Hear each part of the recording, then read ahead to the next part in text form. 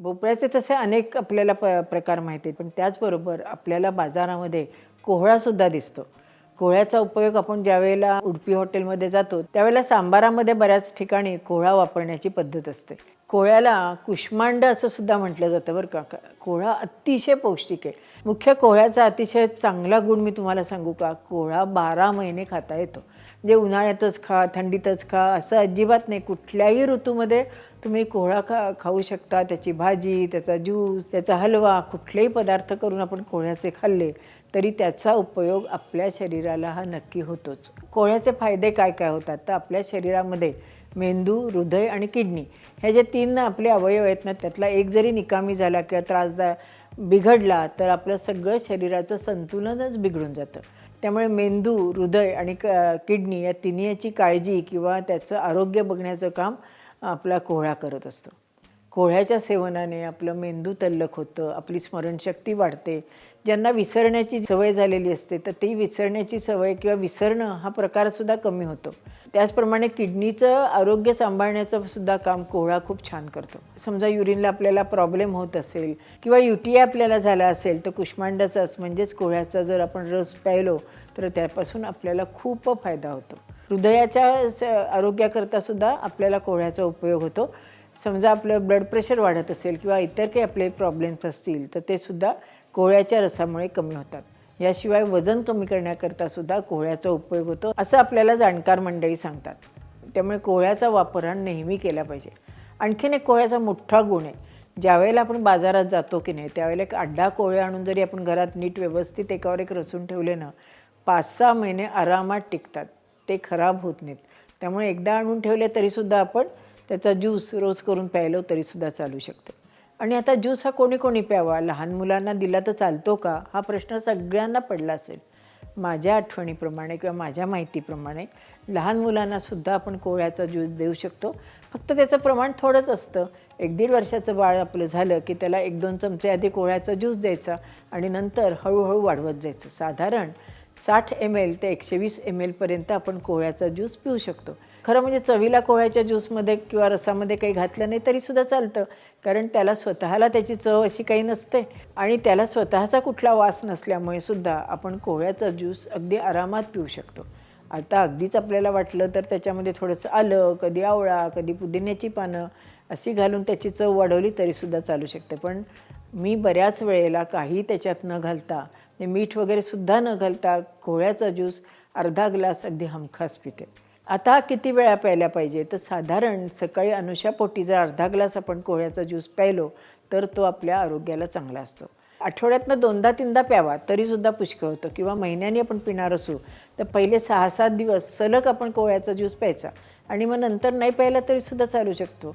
एक नेहमी लक्षात ठेवा, कुठलाही ज्यूस किंवा कुठलंही भाजी आपण जर खात असू तर ती सलग वर्षानुवर्ष खायची नाही. उदाहरणार्थ समजा तुम्ही दालचिनीच्या पावडरचा किंवा वेलदोड्याच्या पावडरीचा औषध म्हणून तुम्ही उपयोग करत असाल तर 1-2 महिने घ्यायचं, मग 1-2 महिने थांबायचं, पुन्हा 1-2 महिन्यांनी सुरू करायचं. या पद्धतीने जर तुम्ही कुठल्याही भाजी, कुठलंही पावडर जर तुम्ही खाल्ली किंवा त्याचं सेवन केलं तर ते आपल्या शरीराला जास्त फायदेशीर असतं. कोहळ्यामुळे पित्त कमी होतं आणि पित्त कमी झालं की आपली राग, चिडचिड ह्या गोष्टीसुद्धा कमी होतात. मुख्य म्हणजे बुद्धिवर्धक आहे, त्यामुळे आपण लहान मुलांना देऊ शकतो, तरुण मंडळीसुद्धा घेऊ शकतात किंवा आमच्यासारखी म्हातारी मंडळीसुद्धा कोहळ्याचा ज्यूस जरी त्यांनी आठवड्यातनं 2दा-3दा घेतला तरीसुद्धा चालू शकतं. अशा तऱ्हेने कोहळा हा अतिशय उपयुक्त आहे. त्याच्यापासून अनेक पदार्थ केले जातात. आपण आपल्या चॅनलवर त्यातले अनेक प्रकार बघणारच आहोत, पण आज आपण कोहळ्याचा ज्यूस सोपा झटपट कसा करायचा ते बघणार आहोत. चला तर मग स्वयंपाकघरात जाऊयात आणि कोहळ्याचा ज्यूस कसा करायचा ते आपण बघूयात. चला तर आता आपण कोहळ्याबद्दल माहिती घेतली. याला कोहळा म्हणतात, म्हणजे पेठा असंही म्हटलं जातं. याचा ज्यूस जो आहे तो कसा करायचा ते आपण आता बघणार आहोत. आता या पेठ्याचे आपण 2 तुकडे करून घेऊयात.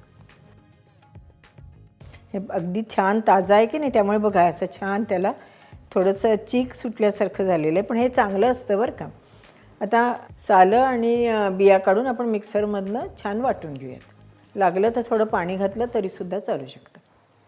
हे पाहे अशा पद्धतीने आपण कोहळ्याची सालं आणि आतल्या बिया काढून घेतलेल्या आहेत. असा सगळा कोहळा आपण चिरून घेतला आहे बरं का. त्याच्याबरोबर आपण हा एक आवळा आणि छोटासा आल्याचा तुकडा घालून आपण हे बारीक करून घेणार आहोत. साधारण आपण अर्धा कोहळा त्याचा आपण ज्यूस करून घेणार आहोत.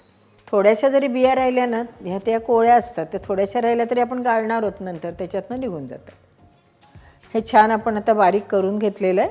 याच्यात थोडंसं वाटताना आपण पाणी घातलं तरीसुद्धा चालू शकतं. आता हे आपण दुसऱ्या एका भांड्यामध्ये पिळून घेऊयात. एक आपण काचेचं भांडं ठेवलं आहे, त्याच्यावर पांढरं कापड ओलसर करून घेतलं आहे आणि त्याच्यामध्ये आपण हा आता मिक्सरमध्ये बारीक केलेला कोळा आपण ह्याच्यामध्ये घालून घेऊयात.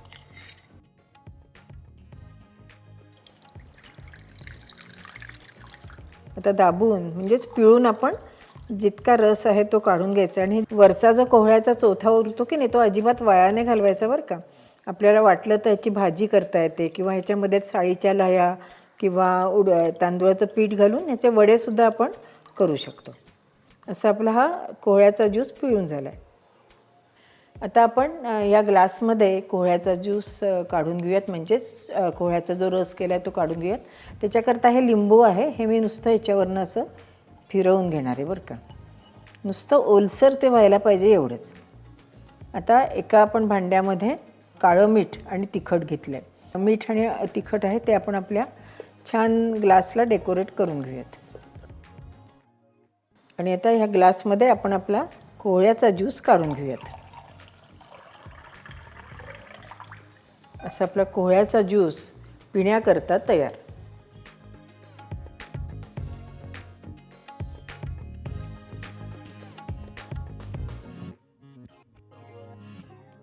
असा हा शक्तिशाली पौष्टिक असा कोहळ्याचा ज्यूस तुम्ही नक्की करून बघा. सगळ्यांना नक्की घरातल्यांना आवडेल आणि मुख्य म्हणजे सगळ्यांचं आरोग्य सुदृढ होईल याची मला खात्री आहे. अशा छान छान आजीच्या बटव्यातल्या रेसिपी बघण्याकरता अनुराधा चॅनलला लाईक करा, शेअर करा आणि सबस्क्राईब करा. आणि हो, बेल आयकॉन दाबायला विसरू नका. धन्यवाद.